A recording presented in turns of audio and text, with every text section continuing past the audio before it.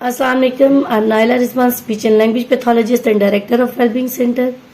آج اسپیچ کے حوالے سے میں بات کروں گی ریسیپٹیو لینگویج کی اینڈ ایکسپریسو لینگویج کی, کیونکہ جب بھی پیرنٹس ہمارے پاس آتے ہیں تو ایک ہی ڈیمانڈ کے ساتھ ہوتے ہیں کہ ہمارا بچہ بول نہیں رہا اور اس کو بولنا سکھا دیا جائے, جبکہ وہ اس چیز کو بادر نہیں کر رہے ہوتے کہ کیا بچے کی ریسیپٹیو لینگویج ہے یا نہیں ہے.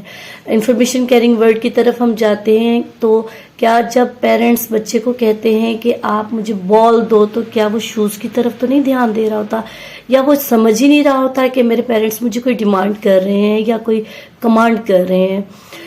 سب سے پہلے ہم لوگوں نے یہ انڈرسٹینڈ کرنا ہے کہ receptive language is a base of production. جتنی زیادہ اسٹرانگ ریسیپٹیو لینگویج ہوتی ہے, بچے کی سمجھ بوجھ ہوتی ہے, اتنے ہی پروڈکشن کے قریب وہ ہوتا ہے اور چانسز زیادہ ہوتے ہیں.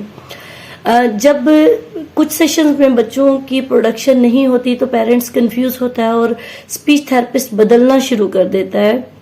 جبکہ میں آپ کو یہ بتانا چاہ رہی ہوں اپنی ویڈیو میں کہ اسپیچ تھراپسٹ کو مارجن چاہیے ہوتا ہے, بیکاز اس نے سب سے پہلے اس کی ریسیپٹیو لینگویج پہ فوکس کرنا ہوتا ہے اینڈ دین اس کی پروڈکشن پہ فوکس کرنا ہوتا ہے. آپ لوگ بھی جب بھی انفارمیشن بچے کی دے رہے ہوتے ہیں یا بچے کو آبزرو کر رہے ہوتے ہیں تو ضرور یہ چیزیں مد نظر رکھیں کہ بچہ کچھ ورڈز بول رہا ہے یا بچہ سمجھ بھی رہا ہے یا نہیں.